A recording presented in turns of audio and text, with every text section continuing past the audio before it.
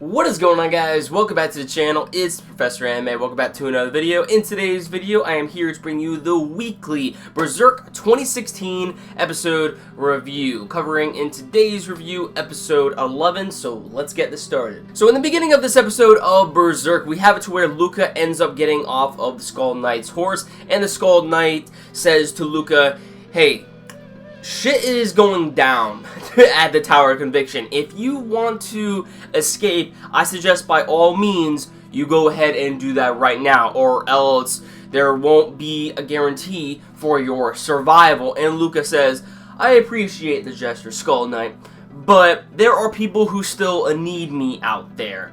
So what does Luca do? She ends up going back to the Tower of Conviction in order to help out the others. We don't really see Luca for the majority of this episode, other than the beginning, but I'm pretty sure we will see more from her in the next episode of Berserk as to, what exactly is going on with her. But I just, when it comes to Luca's character, I really like her because she's like the polar opposite of Nina. Nina is the scaredy cat, sort of coward-like girl, but when it comes to Luca, this girl who is taking care of, these other girls, and also, she wants to try to, help out the others at the Tower of Conviction who are, are facing death at this given point in time, and she is just running off to the Tower of Conviction in order to help them out. She doesn't really care about death, she is simply just, very courageous. So she's like the polar opposite of Nina, and that is what I really like about Luca's character. When it comes to Nina, on the other hand, Nina is just like, shoot myself. Now let's dive into the nitty-gritty of this episode of Berserk. Directly after the scene with Luca and the Skull Knight, we see the egg-like shaped creature that we saw in the previous episodes of Berserk.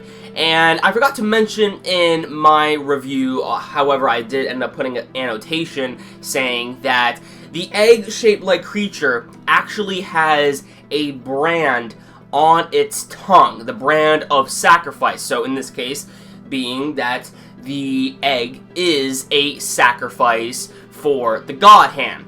So we see this egg-shaped like creature going up the Tower of Conviction, and then ends up stumbling upon what is the incubi, or what you guys like to call it as Guts' and Casca's incomplete child, so to speak. And we see the egg-like shaped creature end up grabbing a hold of the grotesque infant, or the incubi, and putting it in its mouth. And we have a scene that plays out at exactly 4 minutes and 43 seconds of seeing the incubi within the egg-shaped like creature, and there's a piece of dialogue that says that the egg-shaped like creature is saying to the incubi, "You can dream using the new world within me as your cradle."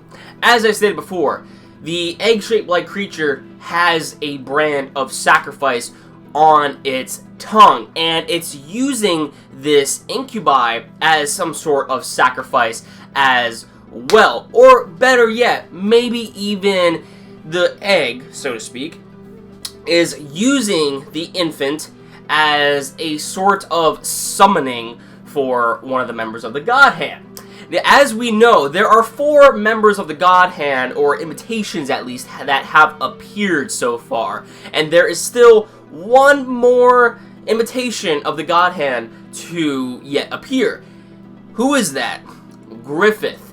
So this is where it gets really interesting, because when it comes to this scene at exactly 4 minutes and 43 seconds, the scene is very symbolic to the rebirth of Griffith that we saw in the previous eclipse of Berserk. So that is just something that I wanted to point out for you guys, just in case you were maybe a little bit confused as to why that egg-shaped like creature actually swallowed the incubi. So I just wanted to let you guys, know on what exactly is going on. Now, when it comes to the rest of the episode, mad applause. I mean, I don't know if it was because of the fact that they didn't rush this episode that I enjoyed it so much. I thought it was just really good on how it was executed, because, you know, when it comes to fights in, you know, pretty much any show, they, most of the time, end up pretty quickly. There is, you know, very rarely that a show will end up putting out a whole episode dedicated to a fight, or, you know, a few episodes dedicated to one single fight. You know, there are very rare shows that don't do that most of the time. And when it comes to this episode of Berserk, where we see Father Mozgus and Guts go all out, like, it was just so entertaining to see. It was very enjoyable to watch. There, like, literally, like, the whole episode, besides the fact with the scene with Luca and the Skull Knights, or even the egg-shaped like creature with the incubi, those scenes only lasted like for a few minutes. But after that, the majority of the episode between Guts and Father Mozgus' fight was the spotlight of the episode. And that's what made it so entertaining, because they actually executed the fight pretty well. I mean, if they were to skip out on this fight, especially for the fact that I think we only have like one more episode of Berserk left, like, I would be pretty pissed. I mean, you gotta admit that. You would be pretty pissed as well. So I'm just glad that they animated this fight between Father Mozgus and Guts to the fullest. Like, I really enjoyed this fight between Guts and Father Mozgus. Like, it was very entertaining to see, and I'm very curious to hear what you guys thought about the fight as well. I mean, there were some really good speeches in this episode of Berserk, especially when Father Mozgus was telling Guts, you know, we need to kill off this switch. You see all the people out here, the sea of people.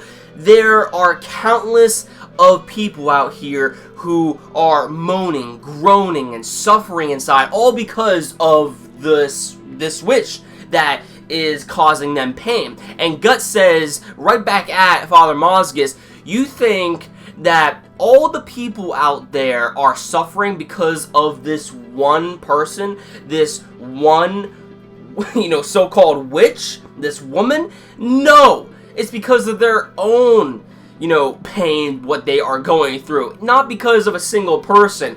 All of this wasn't brought upon one single woman. And that is what I really liked about, you know, Guts' speech. And then he just freaking goes up to Father Mozgus. Of course, he gets pummeled to the ground numerous times. But that final scene where Guts, you know, ends up finding the weakness to Father Mozgus and ends up planting a bomb in between his chest, and then, it just got so fucking savage after that point. I mean, Father Mozgus is like, I'll take you with me now that God has summoned me to heaven. But then Guts just freaking stabs Father Mozgus and freaking lifts him up and throws him down, all the way down to the bottom of the Tower of Conviction, into the sea of people. I was just like, yo, fucking savage, dude. And of course the fight ends, and we also see that Isidro ends up getting a hold of Casca, so he ends up saving Casca, which is awesome. And, you know, it was just very comical to see Isidro in this episode as well. Like, he has some pretty good moments in this episode as well. And then we see pretty much the whole, you know, city of Albion end up being consumed by these demons. I mean, there was a few people who ended up surviving, don't get me wrong. We see a few people actually make their way to the gates, but then it is soon closed off, and we see that pretty much everybody else has to fend for themselves, and we don't really know what happened between, you know, the other knights and Azan, which is one of Farnese's bodyguards as well. We don't really know what happened to that group, but when it comes to the other people within the city of Albion, like, they have literally been consumed by these demons, and these demons have just, you know, destroyed them or ate them, or, you know, whatever. There's actually like a little amount of people in the group. I think there was like 5 people that were probably alive that the demons wouldn't draw close to, because Father Mozgus was in the center of, you know, the sea of demons pouring out, and it showed a bright light. And apparently demons do not like sunlight. They do not see it because they see it as mainly, you know, this holy, you know, thing that they cannot draw close to, obviously. And that is when we see that Guts informs the rest of the group that we're going to be using fire for the majority of, you know, this, you know, night until the sun arises. So until then, we're going to try our best to survive. So yeah, and that about does it for the episode. I mean, very good episode in my personal opinion. I thought it was one of like the best episodes that we've had out of this adaptation of Berserk 2016. But you know, it's just very hard to believe that we only have one more episode left to go in this adaptation of Berserk. I mean, this is crazy. I reviewed all the way back from episode 1, and you can just see the level of enjoyment as, you know, the episode reviews started to come out. Episode 1, I was fed up with how much they skipped, and just on, you know, the amount of execution that went out. Like, it was just, bleh, you know, but slowly as the episodes came out, it just started getting better and better and better and better.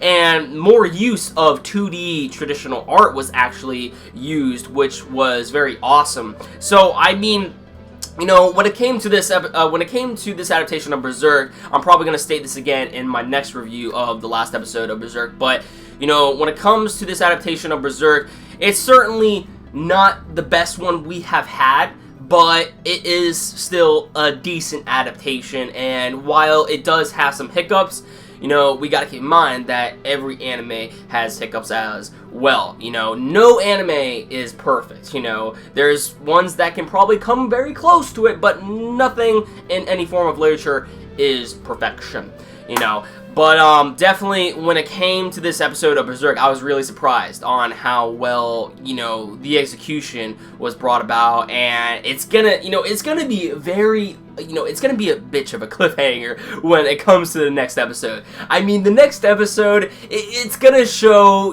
you know, probably Griffith coming. I'm just very excited to see, you know, what's going to happen, how they're going to play it out, because if we do not get another second season of Berserk 2016, like, I'm gonna be pretty mad in a way. I mean, I was mad in the beginning of, you know, as I said, of this Berserk adaptation, but now that, you know, the anime has actually been getting better and better and better, I want to see more. I really do want to see more. So I don't really know what they're doing. I don't know what they're planning when it comes to Berserk 2016. I don't know if they are going to show the next half on, you know, a later season. Maybe that's one thing they are doing. Maybe they are remaking the entire half of Berserk 2016 to comply to, I guess, you know, the viewers' needs. So maybe that's another thing they're doing. However, there could also be the off chance that we will never get a second season of Berserk 2016 due to the negative feedback that it got in the beginning. So, at this moment in time, we do not know what exactly is going to happen by the end of Berserk 2016 Season 1, but hopefully we will hear some announcement by the time that, you know, the last episode of Berserk comes out, or maybe a few days after it comes out. So we'll just have to wait and see until then. But until then, how have you guys been enjoying Berserk 2016 so far? I am very curious to hear what you guys think about this adaptation of Berserk. I mean, I just really want to hear your overall opinions. So please, let me know your overall opinions on what you thought about this adaptation of Berserk so far. And if you like this video, don't forget to drop a like. It always helps out the channel. And if you want to stick up to date to my future content on this channel and see more Berserk reviews from me, or, you know, just anything anime and manga related, then please hit that red subscribe button below and you will never miss a video from me. That about does it for this video, guys. Thank you all for watching. I love you all, and I'll catch you all in the next one. Peace.